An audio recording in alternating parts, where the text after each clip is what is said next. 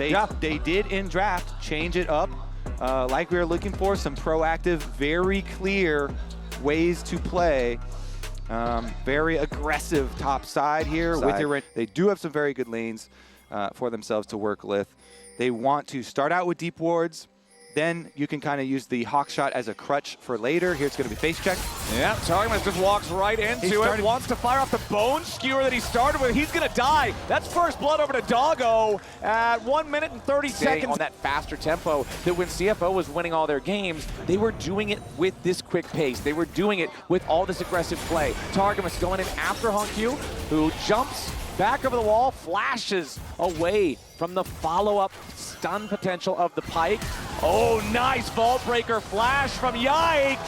And again, the KC jungler is getting it done. That was beautiful. Keep on farming up. There is the slight gold lead for Doggo, but it's just about what you would expect from First Blood with the plus 300. So not a whole lot to write home about there as Kalist continues farming up on this Jhin. Remember, this is the champion that he was playing in that single game win against HLE where he had the 18 kills or whatever, as Doggo is now in a little bit of danger, but the Lantern pulls him back to safety. Oh, beautiful bone skewer from Targamas. He threaded the needle like a magician, but Doggo's still gonna get one back. Kalist is in danger. He had to flash to guarantee the kill, and now Kaiwing steps past him to try to get another one back. And there it is, Feet of Warfare. So things are going their way here in the first 8.5 minutes, up about 700 gold. So we're off to a decent start for those who want to see more than 3. Have to disengage. So Kana's been doing very well in this matchup up on top side into the Renekton, and only thing he has to be worried about is the Nidalee.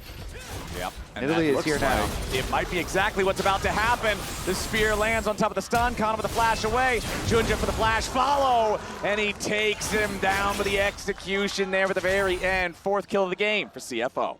The Renekton. So there's no teleports available for either one of the top laners. Everybody on CFO that's not Renekton is hanging out up here in this top side river. Set of Void Grubs. First one's gonna go ahead and drop. Death Sentence over the wall, doesn't find anybody. Doggo continuing to poke with the volleys. As Yike vault breaks forward, immediately going after Doggo. Tons of burst down onto the CFO marksman, but it's not enough to kill him. Kaiwing's the next target as he's executed by Targamas. A beautiful fear coming out from Vladdy, and Honkyu's gonna make his escape. He flashes at the bone skewer, but he's got to keep running. A deadly flourish from a deadly range. Honkyu still just trying to get out of this one as Targamas jumps on top of him, and Vladdy picks up the money. KC, 2 for nothing on the kills. Yike immunes the Ash Arrow with his Vi ultimate, so nicely done, then gets out to the upper side, splitting up CFO, and Doggo's position kind of compromised over there. What a nice little snap trap from KC as they move in on those grubs. They get the punish. Now though, on the reset, looks like, all right, not gonna go for it. Kaiwing has no one with him, so it doesn't really mean much that they had that control ward in position. And he's trying to throw the Lantern, but the Scuttle Crab's already been taken. Yeah, easy stuff there for KC as Rest versus Kana. He's gonna break out into a full-on fight here. Rest trying to keep Kana around long enough for backup to arrive, but doesn't want to overcommit it. Death Sentence was predicting Kana to step back a little bit, but he just kept running straight on away. So another whiff there for Kaiwing as Doggo versus Kalist back over in mid lane. 80 carries again, just kind of on farm duty while everybody else is scrapping. Get out of there. Yeah, that Lantern, very, very useful for keeping these guys out of danger. That spear just barely missing Targamas as he uses the deep water dive to get out of the way. Yike starts up the dragon. Junja again just trying to throw out these spears, land some kind of poke. Honkyu got to be careful, dodges away from the bone skewer. Dragon still at about 2/3 HP. Junja can kind of just fight this thing forever because he's got the heals that he can spam.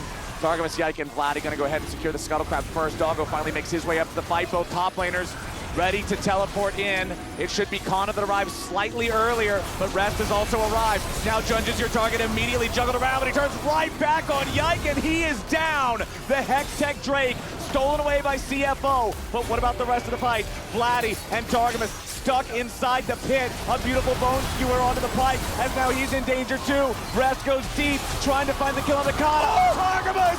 Wombo combo just kills 2! Everybody's about to die on CFO, and just when it looked like the light was shining in the darkness, KC snuffs it out! Dude, and that Hui damage and the AoE on the grouping there, putting in work. Targamas able to cash in the Pike with the biggest gold. Extra gold. Wow, 3,000 gold lead now for KC. CFO grabbing those dragons just doesn't feel meaningful enough as Hong Q having to use the flash into the rocket jump just to try to get away as Yike waiting around the Otacon pit. Kaiwing, Rest, and Junja just trying to secure this Herald, get this bursted down before KC can try to collapse and punish yet again. Doggo finds Kalist, plenty of damage onto him there. The arrow, though, immediately nullified by the cleanse, but it doesn't matter. Doggo has enough damage. Vladdy flashing away to escape any more follow-up. First turret claimed down in the bottom lane. Nicely done there by Kana, utilizing the chaos on the other side of the map. That was vicious from Doggo. Beautiful stuff. Runs straight into Kalist, forces his cleanse, immediately flashes to finish it as he goes for the blast cone there. Oh, Hong Q gets caught out by Targamas, the stun of the execution. This Pike is for the looks of shock. You love to see it as Rest. We're back to live, and he's about to be laid to rest. He barely stays alive thanks to Kaiwing providing the shield. And now Junja jumps in the middle of everybody, and Yike is about to burn down to the Leandries. A little bit more damage is needed. One auto attack to the face gets it done. Vladdy's next to fall, and the shutdown goes over to Junja. That's 2 kills for the side of CFO, as KC thought they could get the kill on the top laner, and man, it was so close, but they just barely missed out. Targa's in some dangerous waters right now. He stops the recalls, though. Doesn't look like the team is going to get anything else across the map in the meantime, but he is being very annoying. Pike is very good at that. Yeah, it's one of the most annoying champions in the game to deal with when played well. Junja trying to go for the spear there, doesn't hit it. Targamas though! All right, he finally overplays his hand a little bit. The Nidalee with 4 kills and now 5 plays in this game. So everybody goes down here. They're not going to let Rest die without the rest of the squad coming to save him. Beautiful locket of the Iron Solari actually kept him alive, but we're back at it. Rest has no one to save him this time, Flowers. Yeah, if you first don't succeed, try. Over to this dragon. It looks like it's going to be dangerous, but like you have to kind of keep sending if you're a CFO. Yeah. You have to use an Ash Arrow. You have to go for some stuff and try and snowball. Oh, Kaiwing does get hit by the Bone Skewer. Still should be decently safe for now. Never mind, I'm eating those words, and Kaiwing is eating a public execution. KC pick up another kill, and they're about to stop the dragon stacking of CFO. This is not gonna go the way that it did in game 1 where KC just piled them up.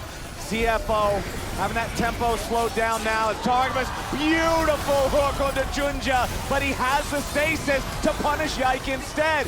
Massive turnaround, perfect timing, nicely done. Now Targamas has to try to get away too. I say it time and time again, Kobe. Stasis is the strongest active in League of Legends, and it is not close. That could have been such an amazing pick there for the side of KC, but it gets turned around with the nice Stasis usage. and they go right over to the Otacon after that. I mean, Targamas is on the way up. He's worked some magic. They're going to teleport Kana here as well.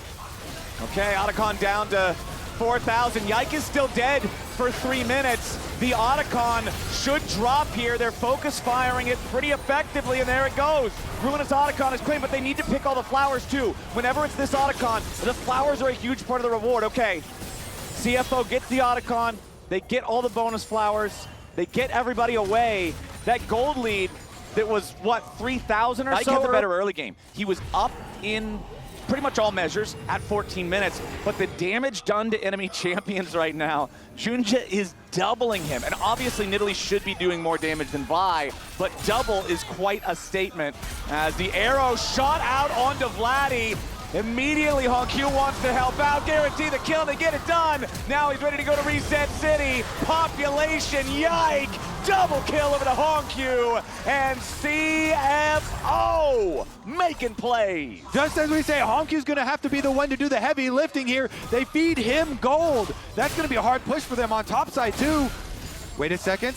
They're gonna be able to get, I mean, honestly, mid tower and top tower are gonna be under pressure as we watch Rest dealing with what Mbessa turns into. Yeah, Mbessa's a little bit monstrous at this point in the game, but CFO will happily take their 2 kills they got up here on the top side. They will happily Damage that was gone down there, but these Nidalee heals are also, you know, a fairly substantial bonus of having your Nidalee this far ahead. There we go, Ash Arrow. Nice arrow. Yike wanting to steal away the chickens. It's the jungler's cardinal sin. Just a little bit of extra money that you want, stealing away those resources. But the power of the Ashe to again make these punishes. CFO, with enemy jungler dead for the next 30 seconds, makes the call to go for the Baron. They've got it down to half, but the curtain call is opened up, and Rest has taken a little bit of a chunk of damage. Kaiwing wanted to go for some kind of a flash engage, but he's not going to get anything he wants. The Baron's been secured, and Rest is scrapping with Kana off to the side. Junja wants to go in to kill Kalist, but he doesn't have the damage to do it himself. Hongq's on a killing spree, and Kana is down. Hongq after Vladdy now, as Kalist tries to escape.